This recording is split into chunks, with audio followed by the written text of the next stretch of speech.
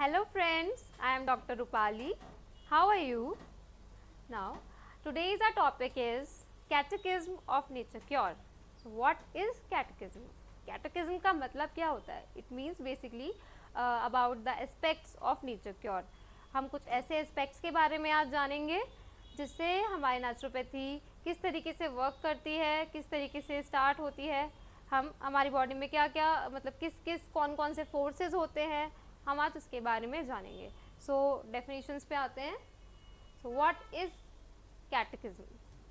What is nature cure? Nature cure, what is nature cure? Nature cure क्या है? Nature cure is the system of man building in harmony with the constructive principles of nature on the physical, mental, moral and spiritual plans of being. So इसके अंदर है ये doctor Henry लिनहार्ट ने दी थी. इसमें बताया जाता है कि हमारी जो नेचर क्योर है वो सिर्फ हमारे फिजिकल और मेंटल लेवल पे नहीं है, बट ये हमारे स्पिरिचुअल और मॉरल लेवल पे भी वर्क करता है और इसके अंदर कंस्ट्रक्टिव प्रिंसिपल्स देखे जाते हैं. नेक्स्ट है हमारा व्हाट इज कंस्ट्रक्टिव प्रिंसिपल्स. अब मैंने कंस्ट्रक्टिव प्रिंसिपल्स की बात करी तो कंस्ट्रक्टिव प्रिंसिपल्स क्या होते हैं? कंस्ट्रक्टिव प्रिंसिपल्स वो प्रिंसिपल्स होते हैं जो हमारी बॉडी को रिपेयर करते हैं, बिल्ड करते हैं, इम्प्रूव करते हैं.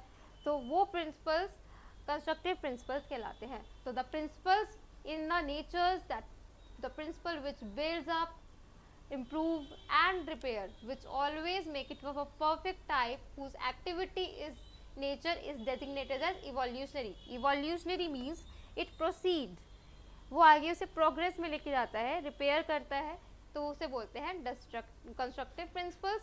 एंड डिस्ट्रक्टिव प्रिंसिपल्स को वो अपोज करते हैं.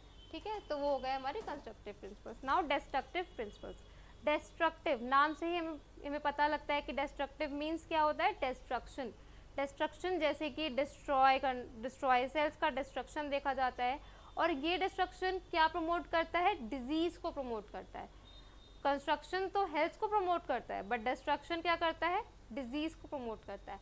सो इसके अंदर the destructive principle is nature is the principle which disintegrate and destroy the existing form and types and whose activity in nature is devolutionary. इस तो डिस्ट्रक्टिव प्रिंसिपल्स क्या होते हैं? डिवोल्यूशनरी होते हैं. Now what is normal? Normal क्या है? What is normal? Normal is the balance state, एक हार्मोनियस स्टेट जिसे हार्मोनियस वाइब्रेशंस. वाइटल फोर्स जो हमारा फोर्स होता है जो हमारी बॉडी में फ्लो करता है वो एक स्टेबल स्टेट में होता है, तो उसे बोलते हैं हम लोग normal. Normal and natural which is in the harmonic relations with the purpose of individual's life. वो हो गया हमारा normal. Now health. Health, what is health? Health क्या है? मैंने आपको बताया कंस्ट्रक्टिव प्रिंसिपल्स हेल्थ में होते हैं. हेल्थ एक नॉर्मल कंडीशन है, एक हार्मोनियस वाइब्रेशंस जो हमारे वाइटल फोर्स इजीली फ्लो कर रहा है, तो उसमें क्या होता है? हेल्थ. हेल्थ के कंडीशन में नॉर्मल देखा जाता है. Health is the normal and harmonious vibrations of the force.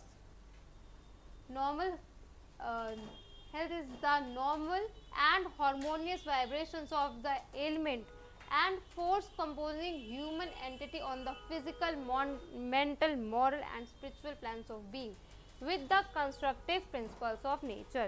तो health में constructive principles देखे जाते हैं और इसके अंदर normal condition यानी कि एक balance state देखा जाता है. पर नेक्स्ट है हमारी डिजीज़. डिजीज़, अब मैंने आपको बताया हेल्थ क्या है? नॉर्मल कंडीशन है. तो डिजीज़ क्या होगी? एक एबनॉर्मल कंडीशन होगी. तो इसके अंदर जो डिजीज़ है उसके अंदर जो वाइटल फोर्स है वो ठीक से फ्लो नहीं करेगा. इन हार्मोनियस रिलेशंस आपको देखने को मिलेंगे. तो इसमें जो डेफिनेशन में बताया है कि disease is the abnormal and inharmonious vibrations of the element and force composing human entity on the planes of being in with the destructive principles of nature. So इस जब हमने पढ़ा था कि अभी हेल्थ में क्या होगा? कंस्ट्रक्टिव प्रिंसिपल देखे जाएंगे, तो डिजीज में डिस्ट्रक्टिव प्रिंसिपल्स देखे जाते हैं. नेक्स्ट है हमारा एक्यूट डिजीज. अब हम लोगों को पता है एक्यूट डिजीज. एक्यूट डिजीज क्या होती है? वो डिजीजेज जो थोड़े टाइम के लिए ही हमारे साथ रहती है, जैसे कि हमारा कॉमन कोल्ड, कफ, ये सब एक्यूट डिजीजेज होती है. पर एक्यूट डिजीजेज नेचुरोपैथी में किस तरीके से बताई गई हैं, ये कि जब भी हमारी बॉडी टॉक्सिन्स को और एक्यूमुलेटेड वेस्ट, फॉरेन मैटर्स, जो भी हम लोग आजकल फास्ट फूड वगैरह खाते हैं, जो भी टॉक्सिन्स हमारी बॉडी में एक्यूमुलेट हो जाते हैं, वो नेचर किस तरीके से उसको रिमूव करने का काम करती है, वो होते हैं हमारी एक्यूट डिजीज़। तो in other words every so called acute disease is the result of cleansing and killing effort of the nature का जो भी एफर्ट जिससे वो बॉडी क्लेंस हो जाए एंड किल जो भी टॉक्सिन्स हैं, जो भी और लिविंग ऑर्गेनिज्म, बैक्टीरिया वगैरह सब किल हो जाए, वो होता है हमारा acute disease. Now chronic disease, जब नेचर का एफर्ट नहीं हो पाता कि वो हमारी बॉडी में से टॉक्सिन्स को रिमूव कर पाए, बल्कि it gets accumulated in the body, ज़्यादा एक्यूमुलेट हो जाए बॉडी और टॉक्सिन्स जो है हमारी बॉडी में बहुत ज़्यादा एक्यूमुलेट हो जाए और नेचर के एफर्ट्स नहीं हो पा रहे कि वो टॉक्सिन्स को रिमूव कर पाए, तो क्रॉनिक डिजीज हो जाती है। जैसे कि क्रॉनिक डिजीज़ जो लंबे टाइम के लिए डिजीजेज रहती हैं, लाइक आजकल डायबिटीज़, पीसीओडी, हाइपरटेंशन, ये सब क्या है, क्रॉनिक डिजीजेज है। So chronic disease is the condition of the organism in which there is lower vitality. Lower vitality means जो vital force मैं आपको बता रही थी, जो हमारी बॉडी में एक vital force फ्लो करता है वो कम हो जाएगा। एक्यूमुलेशन क्या हो जाएगा, वेस्ट मैटर का एक्यूमुलेशन हो जाएगा, पॉइजन्स का एक्यूमुलेशन हो जाएगा, बॉडी में क्या हो जाएगा, डिस्ट्रक्शन देखा जाएगा, सेल्स धीरे धीरे डिस्ट्रक्ट होने शुरू हो जाएंगे और धीरे धीरे जब सेल्स डिस्ट्रक्ट होंगे ऑर्गन में भी दिक्कत आएगी, तो वो हो जाएगा हमारा क्रॉनिक डिजीज। क्रॉनिक डिजीज में हमारा क्या होता है, इसमें देखा जाता है लेस हीलिंग फोर्स। अब एक्यूट डिजीज है, हीलिंग तो हो रही है, बट क्रॉनिक डिजीज जब एक्यूमुलेशन इतना बढ़ जाएगा टॉक्सिन्स का कि बॉडी ठीक से हील नहीं कर पाएगी, तो क्या हो जाएगा, हीलिंग फोर्स जो है वो रिड्यूस हो जाएगा। तो इसमें यही है, inability of the organism to react by the acute effect or healing crisis against constitution disease condition. So chronic disease is the condition of the organism in which the morbid encumbrance have gained, encumbrance यानी कि toxins का accumulation इतना बढ़ जाना कि वो अब अपना acute reaction शो नहीं कर पा रहे हैं, इतने हद तक नहीं कर पा रहे हैं और सेल्स का डिस्ट्रक्शन हो रहा है, तो वो हो गया हमारा chronic disease. Now healing crisis, नाम से पता लग रहा है हीलिंग, हीलिंग मीन्स हील हो रहा है, हीलिंग हो रहा है तो क्या होगा, हमारी एक्यूट रिएक्शन एक्यूट डिजीज में हेल्प होगा, डिजीज कम हो जाएगी। तो healing crisis means healing crisis is acute reaction, basically क्या है, एक्यूट रिएक्शन थोड़े टाइम के लिए, resulting from the ascendancy of nature's healing. It is basically a healing force. A healing force over the disease condition is known as healing crisis. Now disease crisis, जो disease को promote कर रहा है, disease condition में है, तो disease crisis. A disease crisis is an acute reaction which resulting from the ascendancy of the disease condition over a healing. अब healing force तो कम हो जाएगा और disease का force जो है negative force है बढ़ जाएगा, तो वो हो जाएगा आपका disease crisis.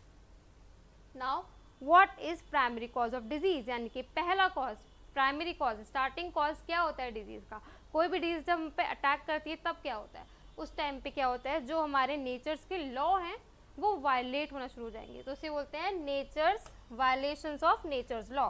नेचर्स के कुछ लॉ हैं, पर जब वो लॉ कम हो जाएंगे तो क्या होगा, डिजीज हो जाएगी। तो क्या हो गया, primary cause of disease, primary cause of disease is violations of nature's law.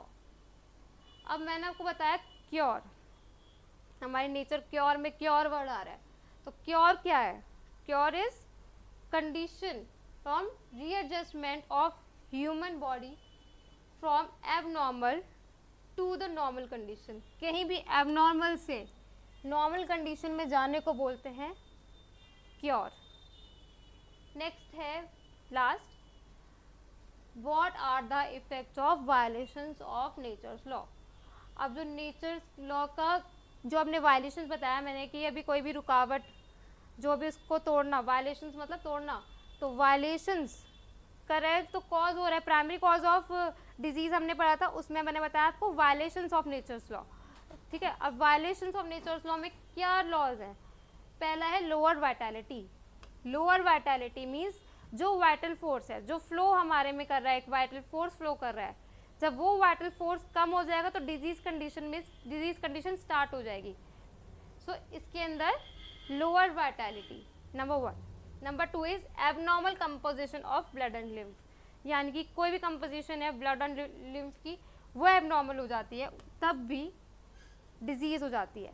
Next है हमारा accumulation of waste matter, morbid matter and poisons. Accumulation of waste matter, morbid matter and poisons is known as violations of nature's law। तो ये 3 बहुत important हैं जो exam में अक्सर पूछे जाते हैं कि क्या होता है effects of violations of nature's law.